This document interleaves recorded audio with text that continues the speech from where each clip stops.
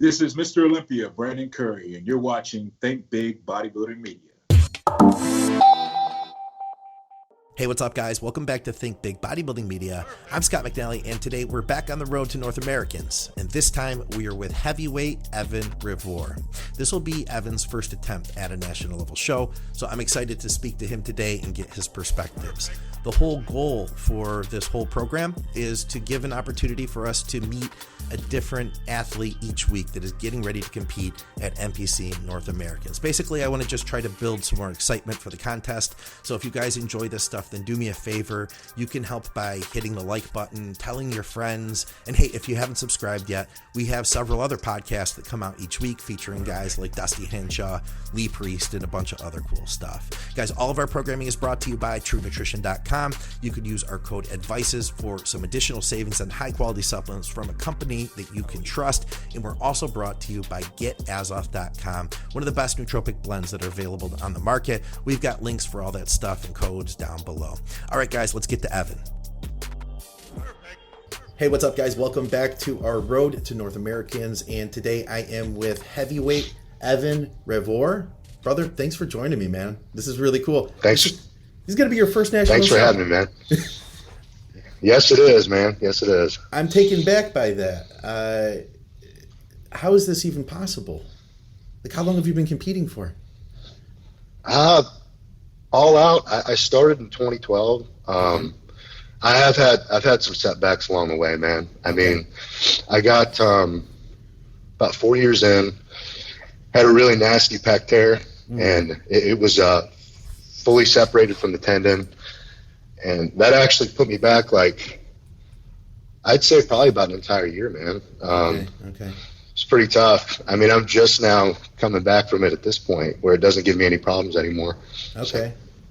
Do you feel like I'm looking at your pictures now. It's not something I noticed before. Now that you mention it, I can see it in the one of your most muscular shots.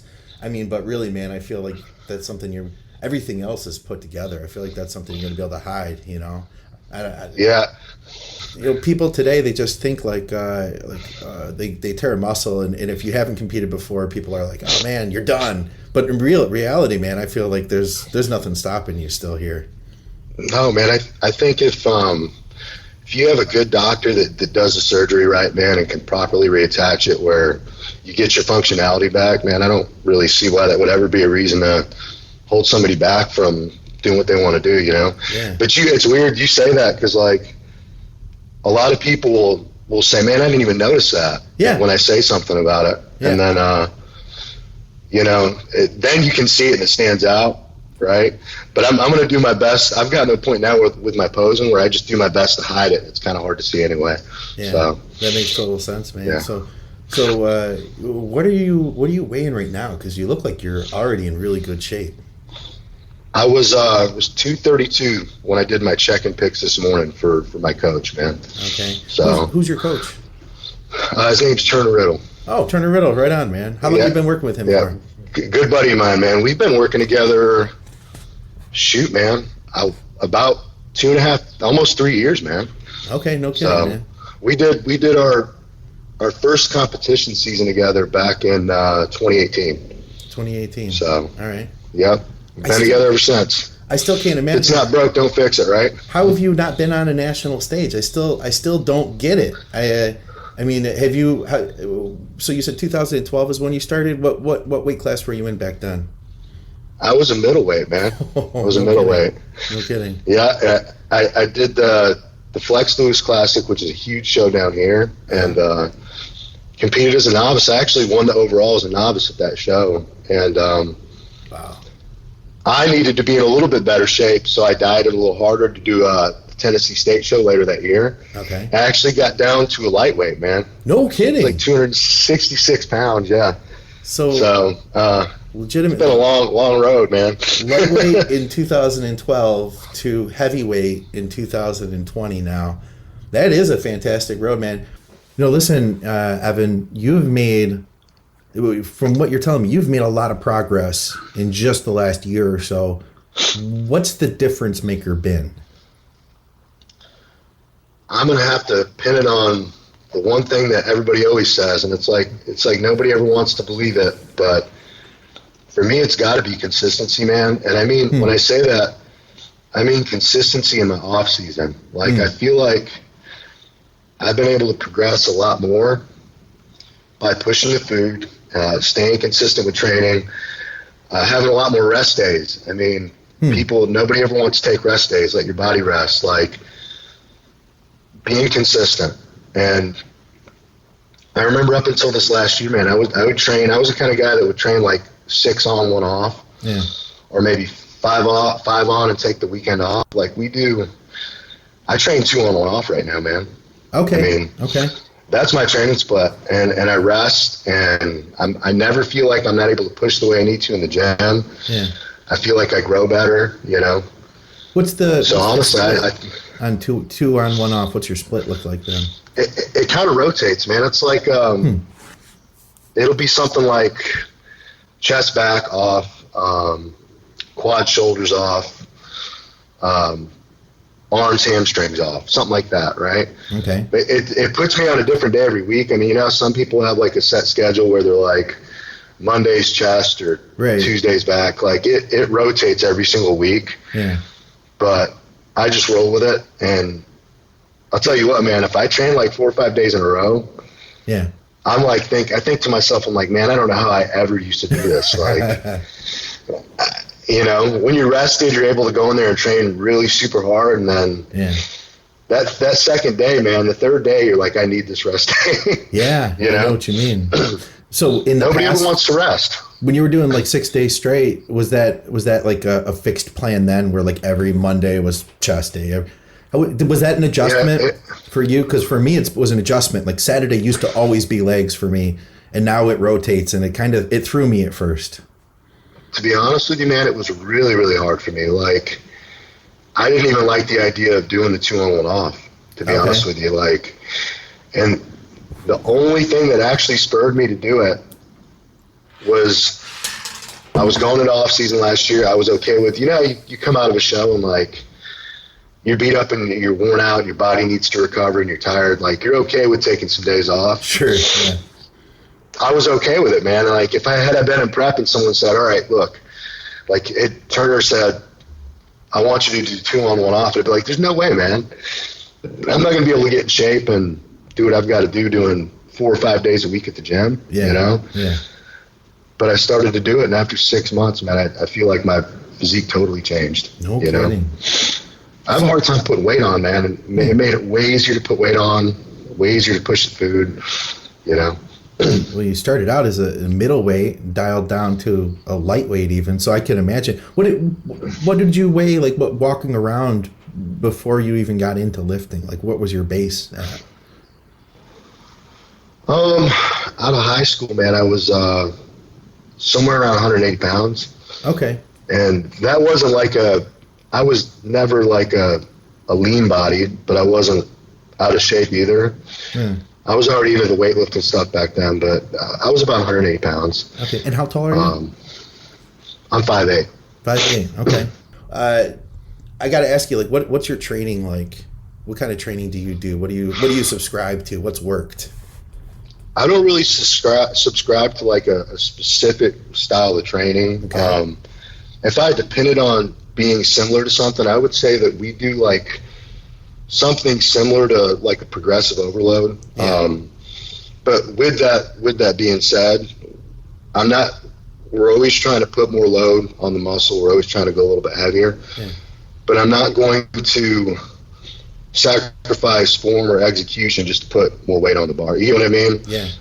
But we also mix it up, man. I do a lot of that. We also push a lot of volume towards the end of the workout, driving blood, doing a lot of drop sets, lots of supersets. Okay. But we normally have a couple big exercises, like our big movements in the beginning. We're just doing build-up sets to like an all-out failure set where it's the heaviest thing I can pick up and move in good form for reps, you know? Okay. So that seems to be what's worked for me the last couple of years doing that type of training. Right on, man. So. And I imagine too, that I feel like what you're talking about, keeping the form good, you can go heavy without without getting hurt? I imagine you've learned lessons now, assuming, having gotten hurt in the past and that you're being safer now. But at the same time, man, I imagine you're pushing some weight. What are some of your stronger exercises? Like, what are like the things you really enjoy doing? Legs, man, all day. I like to think I'm pretty strong on legs. One of my favorite things to do is hacks, man. I mean, I don't know if there's a day where I train quads where I don't get on the hack squat. Really? There's days where if I'm not, even on a day if I'm tired, I'm trying to put 8 plates on that bad boy. I mean, on a good day, I'm going to try to put 9 or 10 on there. But okay. Wow. But yeah, I mean, that's kind of how it's got to be with everything with my training. I try to put not a big negative, but I put a negative on all my movements because when I tore the pec, that was something I never did, man. It was just picking up the bars on a flat bench and just moving the weight. Okay. You know what I mean? I actually control the weight coming down and get a good feel for it before I, jump into it. So do you feel like that's helped with your development too, focusing on those negatives? I think so, man. I think it's made a huge difference on my pressing, man. I'm not.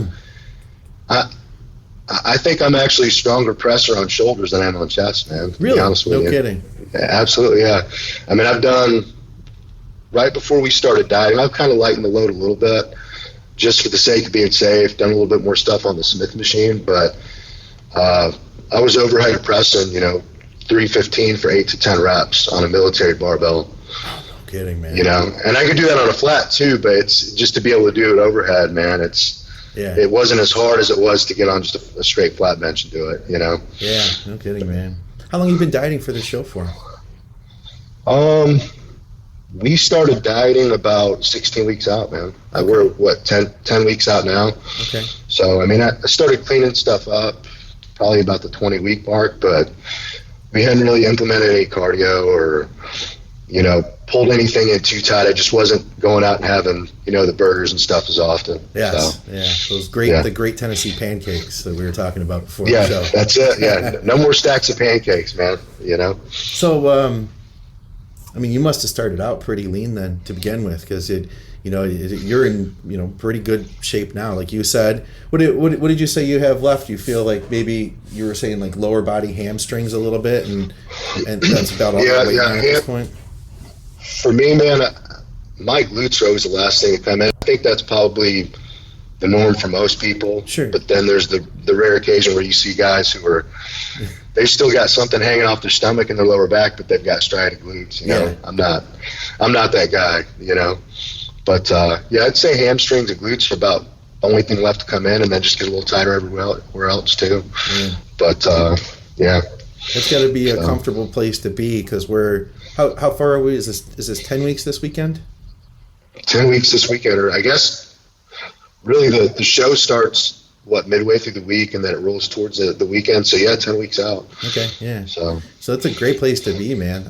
I imagine then you're not really probably doing a ton of cardio either. You said you've got it in. No, now, but I think the biggest thing, Scott, is it has to do with the off season, man. This has been my best off season because. Even though we pushed the food high, I stayed in decent shape, and I've always been one to kind of get a little out of shape in the off season. Really? Okay. So I kept it relatively tight, man. I haven't had to suffer yet. I know I'm going to, but I haven't had to suffer too bad yet. I mean, I'm doing 30 minutes cardio about 5 days a week right now. Okay. So. Yeah. That's great, man. That's got to be a fantastic. I feel like the less stress you can have, going in, the better off you are. How do you feel about? I mean, have you ever? Let me ask you this: have you ever been to a national show before? I haven't, man. And I've been to a bunch of pro shows, but I've never been to a national show, man. Oh, man, this is gonna be exciting. I have no idea what to expect, man. I'm excited, Yeah. Where are you trying kind of just going?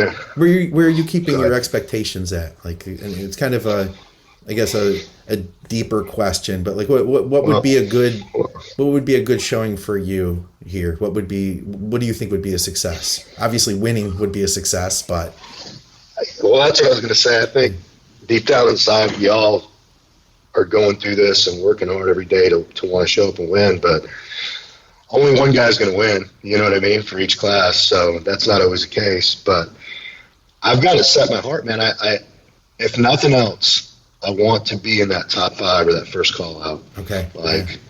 And I'm going to do everything I possibly can from this day till that show to make sure that happens, you know. Oh, yeah, I don't really know what will happen because it's like you said, I've never gotten up there, man. And some of the guys that are doing it it's funny, they're guys that I've seen doing these shows for the last 4 or 5 years and constantly placing top 5. So yeah, it's going to be interesting to see how I back up against these guys, because I remember watching these guys over the last 4 or 5 years, because I watch and keep up with them, even though I've never been to a national show, you know. Yeah. You know, when the show's on, you know all the guys that are at the shows, you know, if you're keeping up with whatever show it is. So yeah, that'll be exciting, man. I think that you'll be we can officially call you a wild card then. Yeah, I'll take it, man. Yeah. So I'm nervous, but I'm really excited, man. I just hope that with all the, you know, the crazy stuff that's coming up right now, I hope they don't end up canceling the show, you know? Yeah. What's your gym situation down there in Tennessee right now? When they did the reopening of the gyms, it was like their phase 1 deal. So like we've all been back in the gym for, at least in the area that I live in, all the gyms opened back up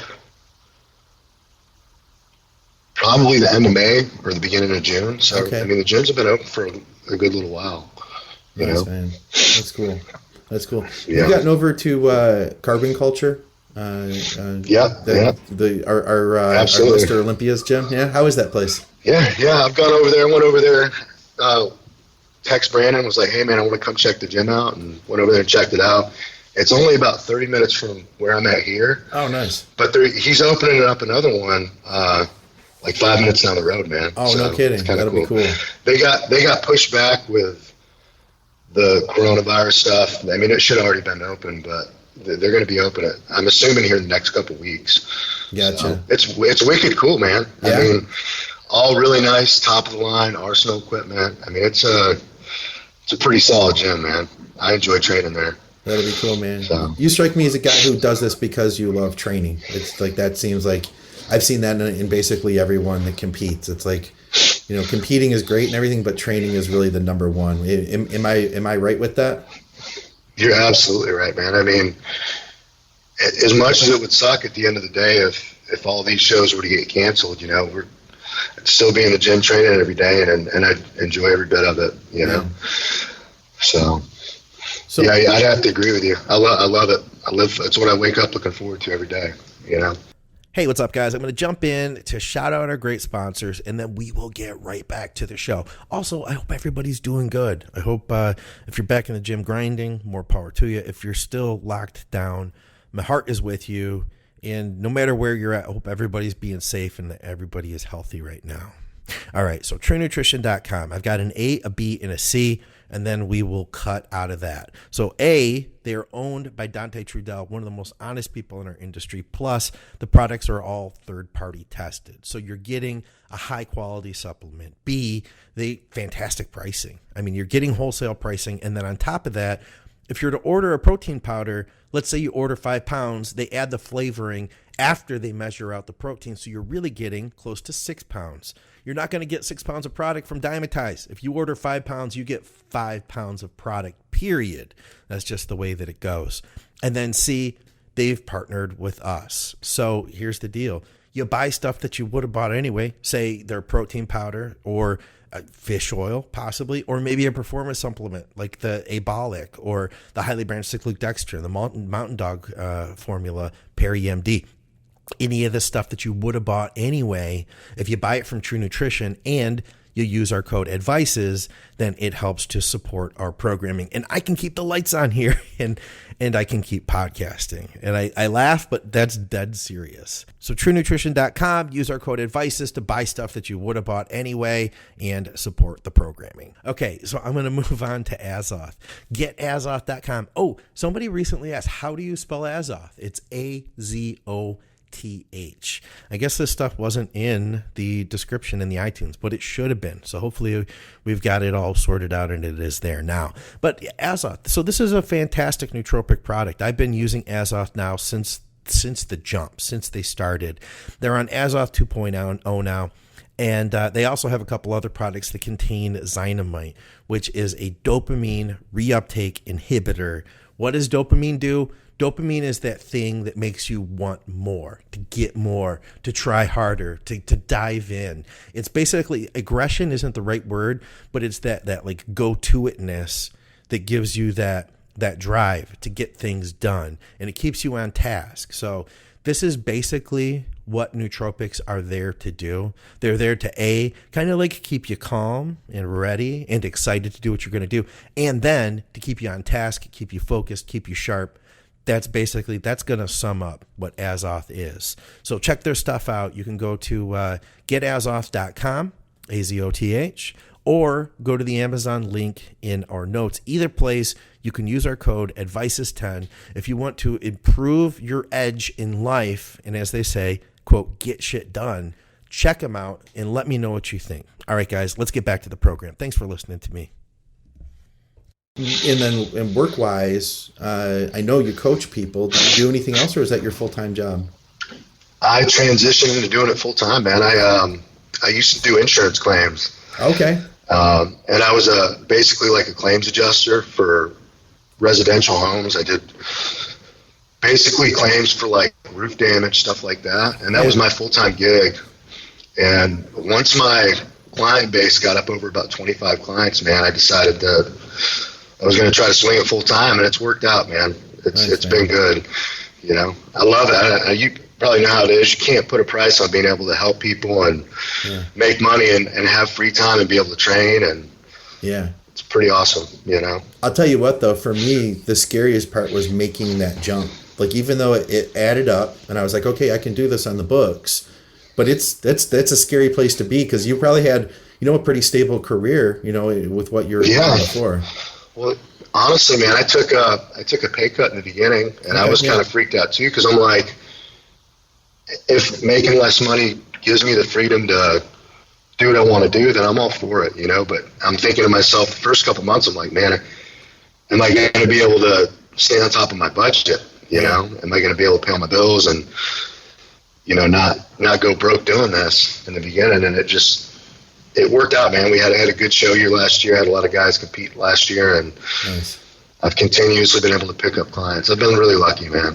That's cool, man. That's cool. And then I'm sure it gives you the time. You can wake up, do your cardio when you need to, check in with your people, have it basically on your schedule, train when you need to train, all of that. Mm-hmm. Yeah, I love it, dude. It's awesome.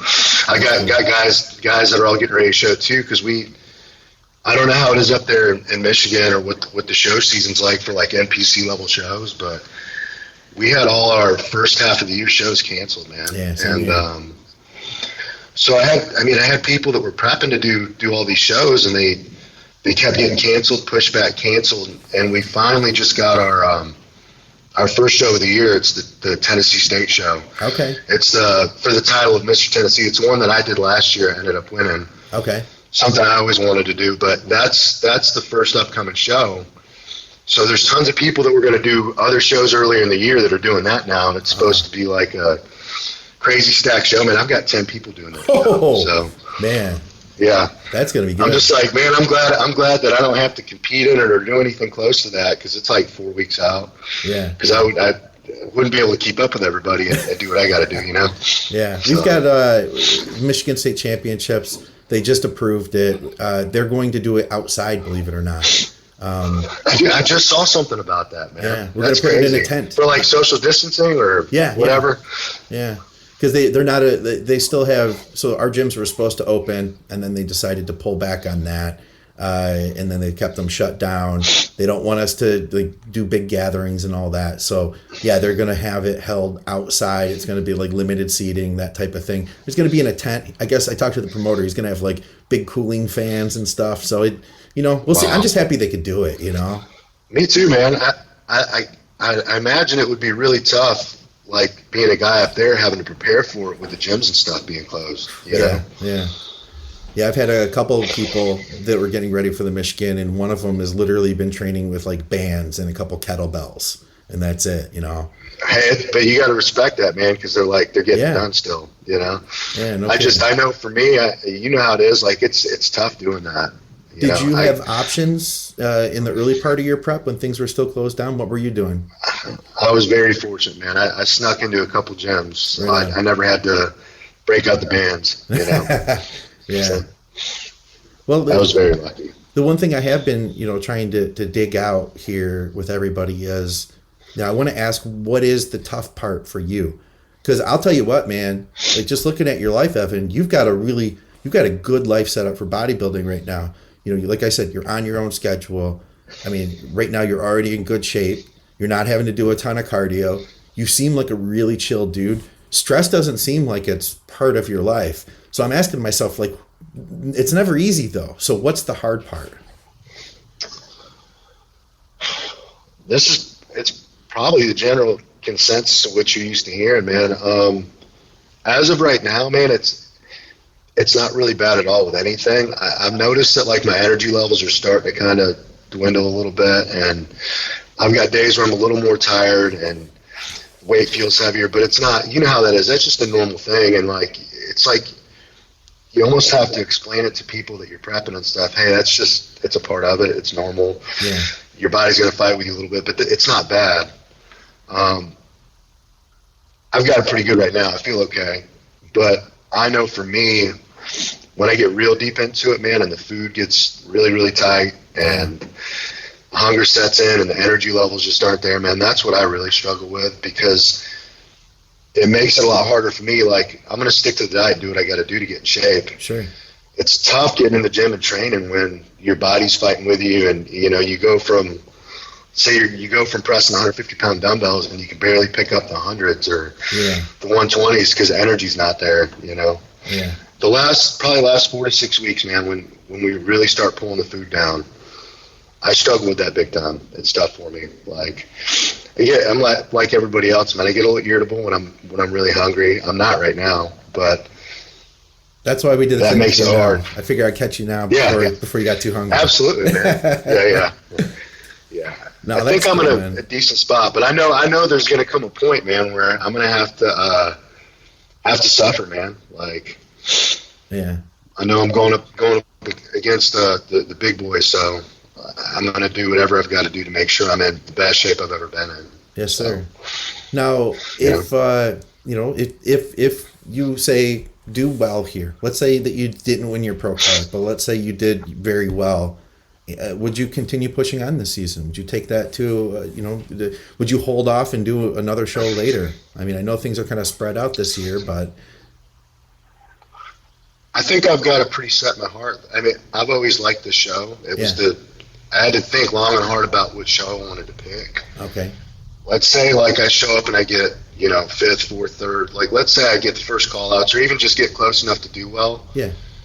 I think I would probably roll back into off season, man. And I would probably try to show back up, bring a better package to the same show next year. And okay.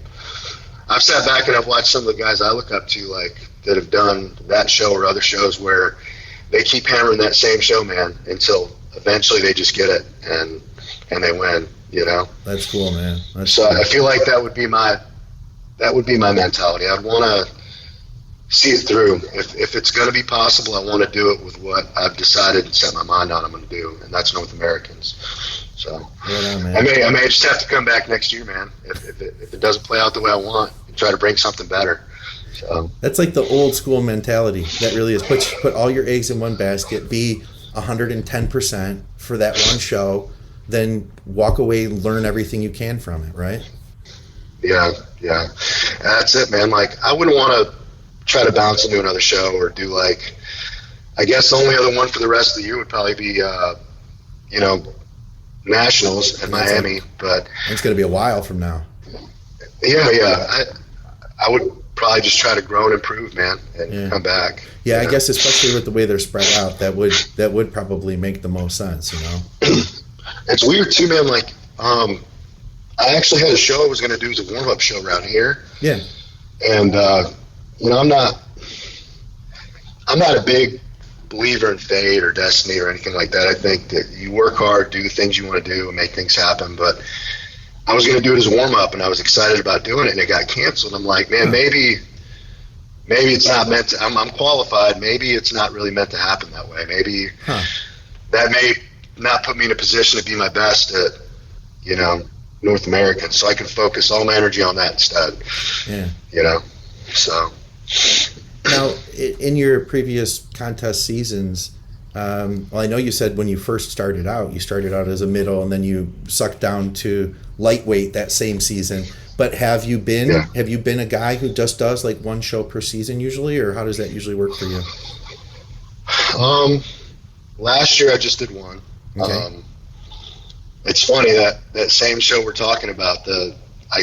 We've already brought it up a couple times in our conversation, that state show, Tennessee State Championships.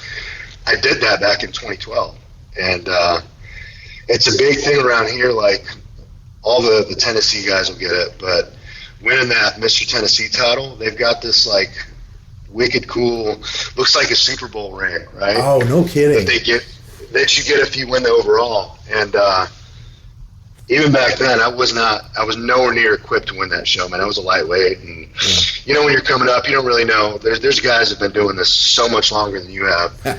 I wanted to win it. I was like, man, I want to be Mr. Tennessee. Yeah.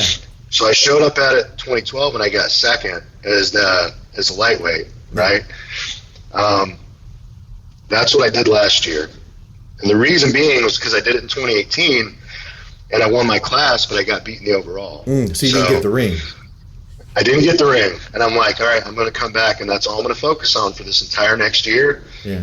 And I came back, and I won it, and I got the ring. But that year before that, I had done a couple shows, man. I did 3.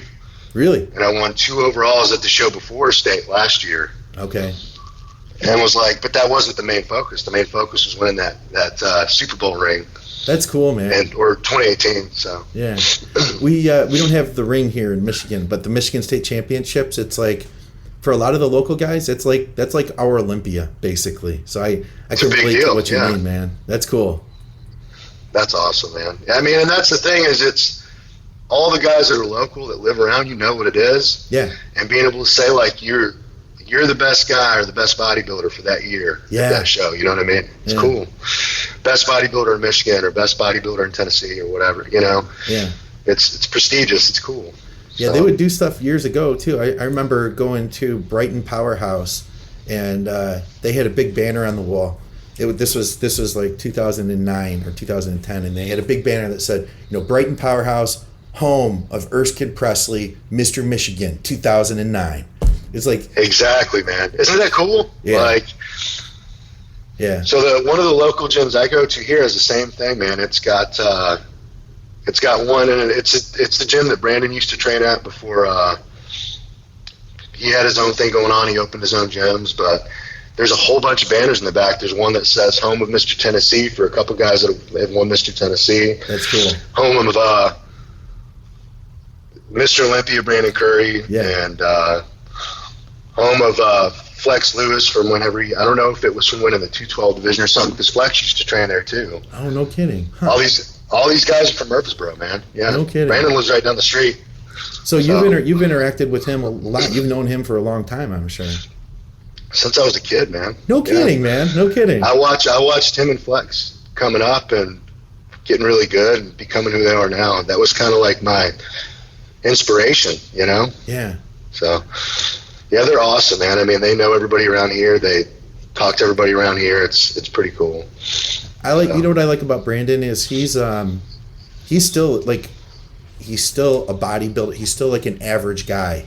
I mean, he might be our number one bodybuilder in the world, but he doesn't act like he's no, he doesn't, better man. than anybody else. He's just a cool dude, I love how humble Brandon is, man. He's the same guy that I knew as a kid when I would just come in and like you're younger and like you got somebody as good as him walking around the gym. People are like stopping and watching him train and stuff and wanting to say what's up or get it, like the big things like, can I get a picture with you, man? Yeah.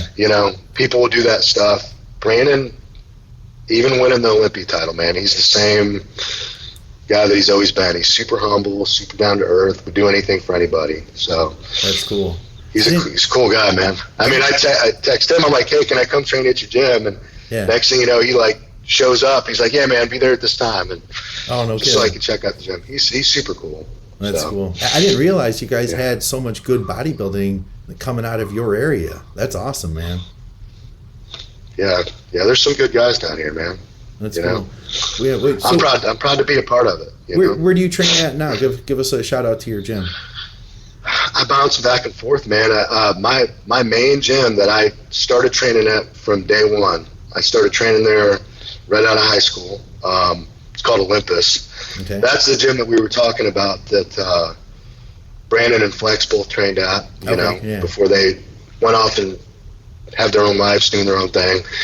And then there's just the local Golds, man. They're franchise Golds, but they're really nice gyms. I like training there too, just because it's different scenery, change things up. You know, they've got plenty of weights. They've got some good arsenal equipment. So nice.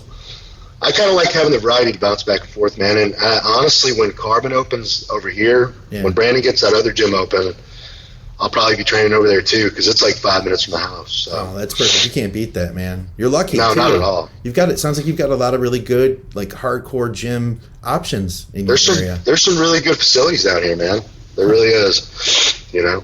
Nice. And in what area? It's almost like it's made for bodybuilding, right? You wouldn't think that, like the middle of Tennessee, you know? Yeah. Where do you say Murfreesboro? Murfreesboro, yeah. All right, gives me something to think about. Anybody who's driving through Tennessee. It's like 30 minutes south of Nashville. Oh, perfect, perfect. Yeah. Arsenal is in Tennessee, aren't they?